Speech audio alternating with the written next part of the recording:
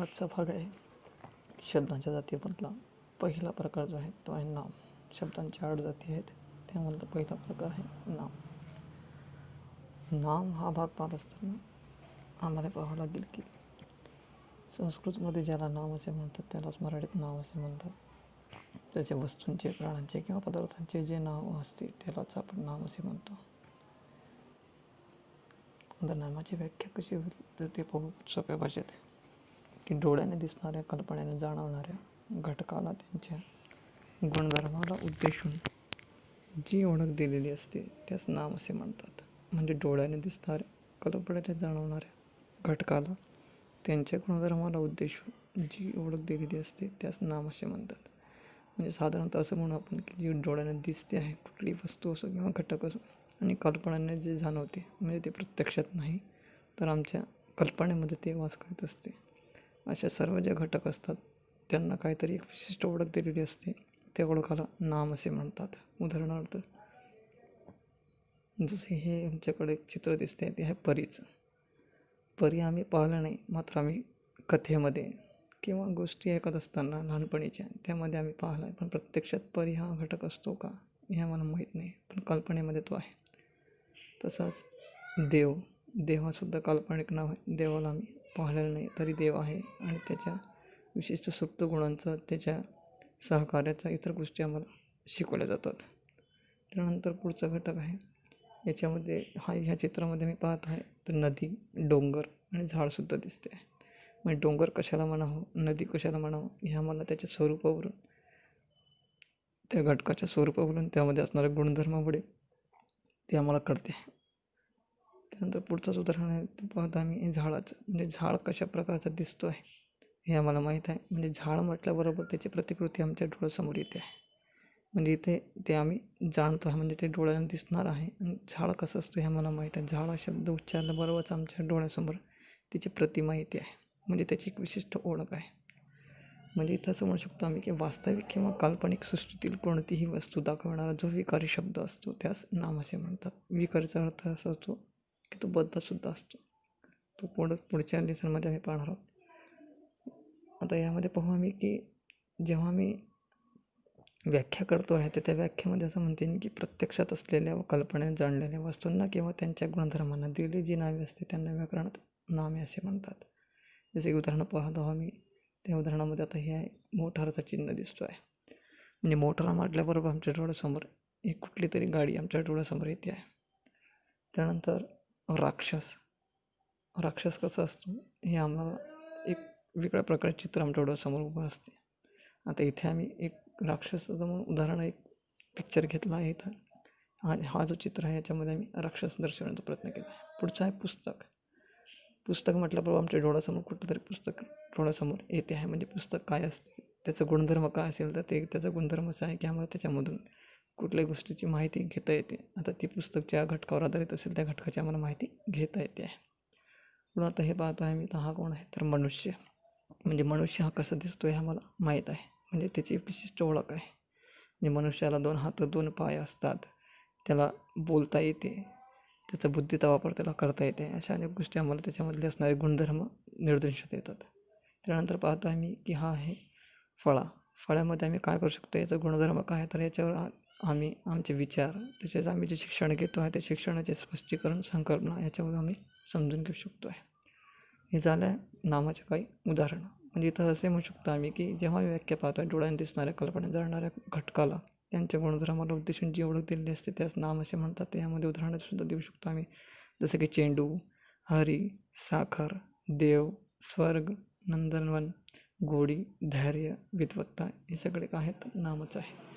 आता पुढचा जो भाग पाहू आम्ही तो आहे त्याचे प्रकार. आता नामाचे मुख्य 3 प्रकार पडतात. त्यामध्ये पहिला प्रकार येतो आहे सामान्य नाम, दुसरा येतो आहे विशेष नाम, तिसरा येतो आहे भाववाचक नाम. तर सामान्य नामामध्ये काय असते, तर सामान्य नामाची म्हणजे व्याख्या पाहतो त्यामध्ये असं सांगता येईल की ज्या नावाने एकाच प्रकारचे प्राणी, वस्तू किंवा पदार्थ यांचा बोध होतो त्यास सामान्य नाम असे म्हणतात. म्हणजेच की एकच प्रकारचे, म्हणजे ज्यामध्ये असणारे गुण जे आहेत ते सारखे असतात, तर ते सगळ्या गोष्टी एकाच याच्यामध्ये साच्यामध्ये आम्ही समाविष्ट करतो आहे, त्याला सामान्य नाम असे म्हणतात. म्हणजे थोडक्यात लक्षात ठेवायचं, एकाच जातीचे आणि समान गुणधर्म असणारे जेवढे काही घटक आहेत, वस्तू आहेत, प्राणी आहेत, त्यांचा उल्लेख याच्यामध्ये होतो आहे. याच्यामधून आम्हाला गटाचा बोध होतो आहे सामान्य नामामध्ये. याची उदाहरणं कोणती कोणती देता येईल? जसे की मनुष्य.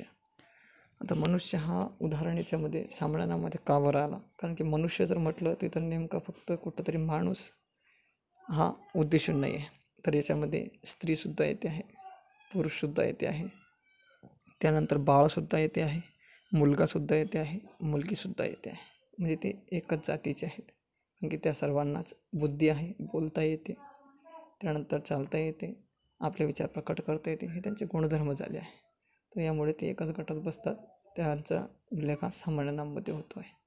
दुसरं उदाहरण पाहू आम्ही सैन्य. सैन्यामध्ये सुद्धा आम्ही पाहू शकतो की सैन्यामध्ये असणारे सुद्धा मनुष्य असतात, मात्र एक त्यांचा वेगळा गुणधर्म असतो. ते आमच्या देशाच्या संरक्षणासाठी लढत असतात किंवा तत्पर असतात. त्यांचं काम ह्या देशाचे संरक्षण करणे असते. तर देशाचे संरक्षण करण्यासाठी जो एक गट आहे तिथं म्हणजे एकापेक्षा जास्त घटकांचा त्याच्यामध्ये समावेश होतो आहे. मग थोडक्यात एवढं लक्षात ठेवू शकतो आम्ही की तो एक असा गट असतो जे समान गुणधर्म असणारे घटक त्याच्यामध्ये असतात आणि एकापेक्षा जास्त असतात. तर त्या सगळ्यांचा उल्लेख सामान्य नामामध्ये होत आहे. जसे की फळ. तर फळांचे सुद्धा काही गुणधर्म असतात. फळांमध्ये वेगवेगळ्या प्रकारच्या फळांचा आम्हाला उल्लेख करता येतो. मात्र फळ म्हणजे नेमकं काय हे मला कळत नाही. जेव्हा मी फळ हा शब्द उच्चारतो आहे किंवा मला तो ऐकू येते आहे, तर फळ म्हटल्यानंतर वेगवेगळ्या प्रकारचे आमच्या डोळ्यासमोर फळ येतात. आता ज्याला जो फळ आवडते तो त्याच्या डोळ्यासमोर येईल. मात्र कुठल्या फळाबद्दल आम्ही बोलतो आहे हे कळत नाही. म्हणजे निश्चित अशी त्याच्यातली माहिती आम्हाला मिळत नाही. ते सगळं कशात येतं आहे? सामान्य नामामध्ये. जर म्हटलं आता मी फळ, तर फळ म्हटल्यानंतर कोणाला याच्यामध्ये सफरचंद आठवत असेल, कोणाला आंबा आठवत असेल, कोणाला द्राक्ष आठवत असेल, हे आपापल्या आवडीनिवडीनुसार आम्हाला तो लक्षात येते. मात्र जर मी नेमकं म्हणेल की सफरचंद, तर सगळ्यांच्या डोळ्यासमोर फक्त सफरचंदच येईल. तो कसा दिसतो आहे, तो कसा आहे, हे कशामुळे घडते आहे, तर त्याच्या विशिष्ट ओळखमुळे. आता याच्यामध्ये पुढचा जो घटक आहे याच्यामध्ये अजून पाहण्याचा प्रयत्न केला तर सर्वात महत्त्वाचा म्हणजे जे समान गुणधर्म असणारे आहेत ते सगळ्या वस्तूंचा समावेश सामान्य नामामध्ये होतो आहे. यामध्ये इतर उदाहरणं जर देण्याचा प्रयत्न केला तर शाळा, पर्वत, शहर, नदी, लेखणी, समुद्र, झाड इत्यादी घटक येत असतात. म्हणजे इत्यादी प्रकारचे नाव आम्हाला याच्यामध्ये उल्लेख करता येईल. कारण की शहर जर म्हटलं तर नेमकं कुठलं शहर आहे हे आम्हाला कळत नाही. मात्र जर त्या शहराचा विशिष्ट ओळख जर आम्ही सांगितली किंवा त्याचं नेमकं नाम काय ते जर सांगितलं तर आम्हाला लक्षात येईल की नेमकं कुठल्या शहराबद्दल बोलले जात आहे. म्हणजे हा जो प्रकार आहे तो कशामध्ये मोडतो तर विशेष नामामध्ये. विशेष नामाचा व्याख्या कशी करता येईल तर जातीचा बोध होत नसून एका विशिष्ट घटकाचा बोध होतो आहे. म्हणजे उदाहरणार्थ आता हे इथे स्त्रीचं चिन्ह दाखवलं आहे किंवा चित्र दाखवलं आहे आम्ही. स्त्री म्हटल्यानंतर कुठली स्त्री आहे आम्हाला कळत नाही. मात्र स्त्रीमध्ये जर म्हटलं ऐश्वर्या, आता सगळ्याच्या डोळ्यासमोर ऐश्वर्याच येईल. आता ऐश्वर्या कशी दिसते ते आमच्यासमोर येते. फॉर एक्झाम्पल घेतलेलं आहे, तसं नाही म्हटलं आहे. आता आमच्या कुठलं जर व्यक्तीबद्दल जर बोललं गेलं आहे की ती मुलगी खूप छान दिसते, आता ती मुलगी म्हणजे कुठली आहे ते आम्हाला कळत नाही. मात्र जर नाव घेतलं की सुजाता ही खूप छान दिसते, तर जे सुजाताची ओळख आहे ती सुजाता आमच्या डोळ्यासमोर येईल आहे. अशा प्रकारचे उदाहरण येतात. पण आता हे आहे सफरचंद. सफरचंद म्हटलं बाबा आमच्या डोळ्यासमोर तो येतो आहे. म्हणजे आता मी दोघांमध्ये डिफरन्स जर लक्षात ठेवायचा असेल, दोघांमधला फरक जर लक्षात ठेवायचा असेल तर सामान्य नाम हे जातीचा बोध करून देते आणि विशिष्ट नाम हे जातीचा बोध न करून देता एका विशिष्ट घटकाचा बोध करून देते. तो म्हणजे विशेष नाम असते. विशेष नावामधून आम्हाला त्या व्यक्तीचा, त्या वस्तूचा प्रत्यक्ष ओळख लक्षात येते. पुढचा आहे भाववाचक नाम.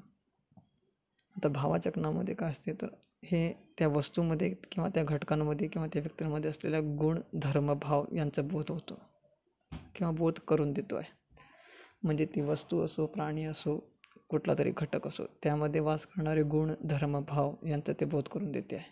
जसे की मनुष्याबद्दल जर विचार केला आम्ही तर तो सुखातसुद्धा असतो, दुःखातसुद्धा असतो, तो चिंतेतसुद्धा असतो, तो प्रामाणिकसुद्धा असतो.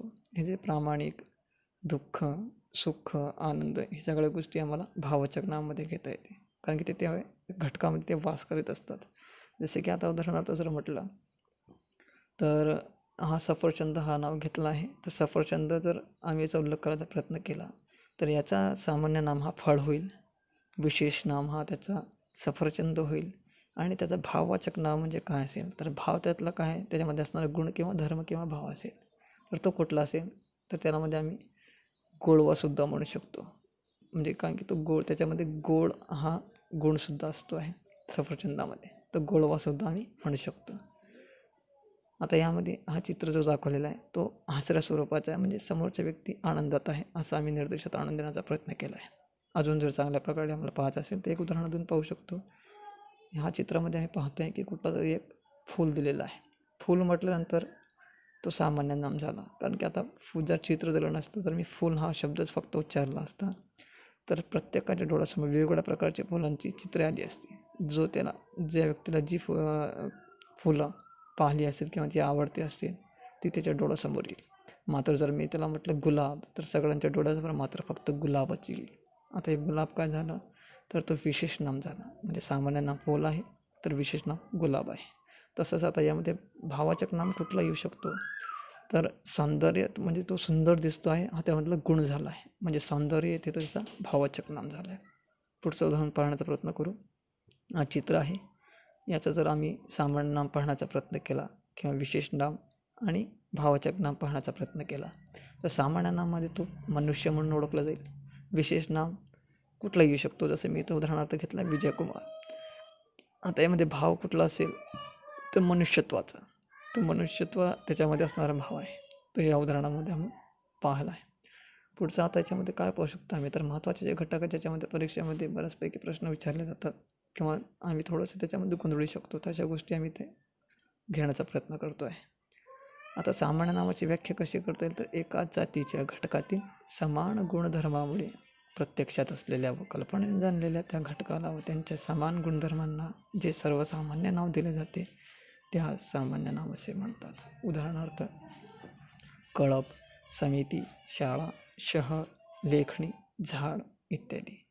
म्हणजे यामध्ये एक किंवा एकपेक्षा जास्त जे घटक असतात ज्यांचा समावेश त्याच्यामध्ये करता येईल, त्या सर्व घटकांचा समावेश याच्यामध्ये करता येईल. म्हणजे सामान्य नावामध्ये आम्ही कळप, समिती, शाळा, शहर, लेखणी, झाड हे पाहिले, तर यामध्ये निश्चित कुठला घटक आहे तो सांगता येत नाही.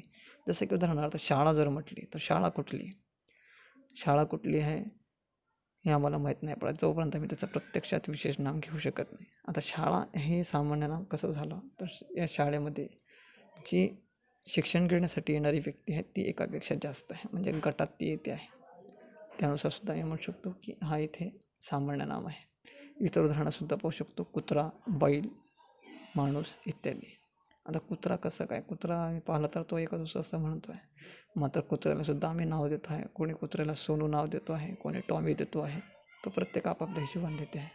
म्हणजे उदाहरणार्थ असं आहे की 4 लोक जात असतील, 4घे जर कुत्रे असतील, तर प्रत्येक व्यक्तीच्या कुत्र्याचा विशेष नाव हा वेगळा असेल. म्हणजे समजा पहिला जो व्यक्ती आहे त्याच्याजवळ जो कुत्रा आहे त्यानं त्याचं नाव टॉमी ठेवलं असेल, त्यानंतर दुसरा जो आहे त्यानं त्याचं नाव सोनू ठेवलं असेल, किंवा तिसरा जो आहे त्यानं त्याचं नाव भगीरथ ठेवलं असेल, किंवा चौथा जो आहे त्यानं त्याचं नाव समजा कुठलाही लुसेंट ठेवलं असेल, लुसी ठेवलं असेल, कुठल्याही प्रकारचं, ते त्याचे विशेष नाव झाले. म्हणजे जर त्यानं म्हटलं टॉमी, तर त्या 4 कुत्र्यापैकी फक्त टॉमीच पडतील, इतर कुत्रे येत नाहीत, कारण की त्यांनासुद्धा त्यांची विशिष्ट ओळख माहीत असते. तसं बैलांचं सुद्धा असते, बैल, गाय हे सुद्धा आमचे सामान्य नाम आहे, इथं लक्षात ठेवायचं. पुढचं आता या सामान्य नामाचे 2 प्रकार पडतात, एक समुदायवाचक आणि एक पदार्थवाचक. तर समुदायवाचकमध्ये आम्ही व्याख्येनुसारच पाहतो आहे की याच्यामध्ये समूहाचा बोध होतो आहे, म्हणजे त्यामध्ये एका गोष्टीचा भाग न घेता किंवा एका घटकाचा भाग न घेता एकापेक्षा जास्त घटकांचा समावेश होतो आहे. जसं की उदाहरणार्थ गुच्छ, जसं आम्ही पाहिलं आहे, फूल म्हटलं की आम्हाला फूल म्हटल्याबरोबर फक्त एकच फुलाचं कुठलं तरी चित्र येतो आहे, ते आमच्या आवडीनुसार येते आहे समोर. मात्र गुच्छ जर म्हटलं तर गुच्छामध्ये सुद्धा तसंच होईल, मात्र येथे तो एकवचनी फूल, म्हणजे एकच फूल आमच्या डोळ्यासमोर येत नाही, तर एकापेक्षा जास्त फुलांचा तिथे गुच्छ आम्हाला दिसतो आहे. तशाच प्रकारे टोळीचं सुद्धा आहे.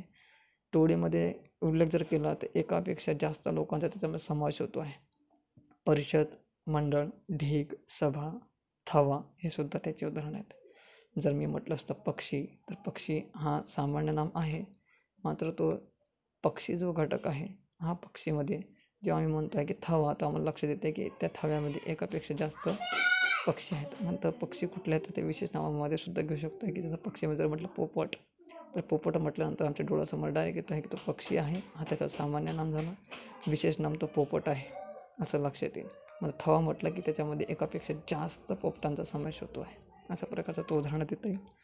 दुसरं आहे पदार्थवाचक नाम. तर पदार्थवाचक नामांचा उल्लेख जेव्हा करतो आहे तर त्याची व्याख्या कशी येईल की ती असे घटक असतात की ज्यांची मोजणी संख्येशिवाय इतर परिमाणांनी होते. म्हणजे तिथे निश्चित संख्या न येता परिमाण येते आहे. जसे की आता आम्ही सोने, चांदी, साखर, दूध, कापड, लोखंड, मीठ इत्यादी प्रकारचे जे उदाहरण जेव्हा पाहतो आहे तर आम्ही याला संख्येमध्ये मोजत नाही.